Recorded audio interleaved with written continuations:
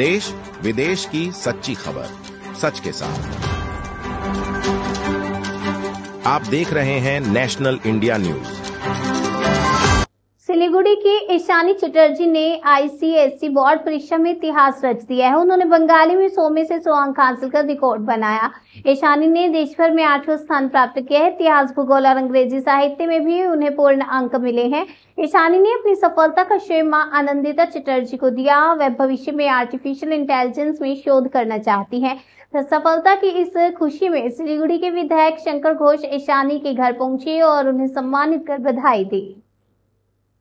পড়াশোনা করেছে, তার সাথে গান, তার সাথে নাচ, ওর মধ্যে মানে আমরা বলি না যে সরস্বতী যে একটা আশীর্বাদ, সেই আশীর্বাদ নিশ্চিতভাবে আছে।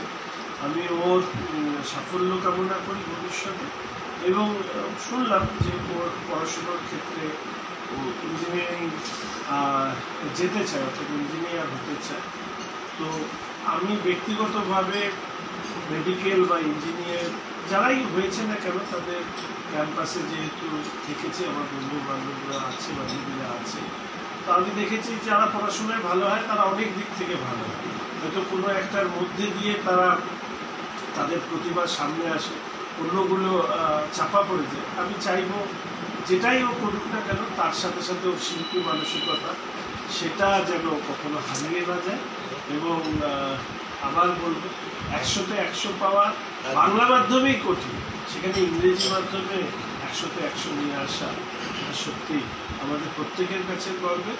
এবং ইংরেজি মাধ্যমে পড়া ছেলে মেয়েদের কাছেও এটা একটা বার্তা যে মাতৃভাষার উপরে গুরুত্ব কত আরোপ করলে সেখানেও 100তে 100 নিয়ে আসা যায়। কোনো কিছুই কঠিন না। আমরা হয়তো অনেক সময় আমার মা বাবা হিসাবে ছেলেমেয়েরা ইংরেজিতে ভালো কথা বললে হয়তো গর্ববোধ করি, কিন্তু আমি বলবো ইংরেজি মাধ্যমে পড়া ছেলে মেয়ে অথচ মাতৃভাষা বাংলা, তাদের কাছে ও যে 100তে 100 পেয়েছে, এটা এক ধরনের বার্তা।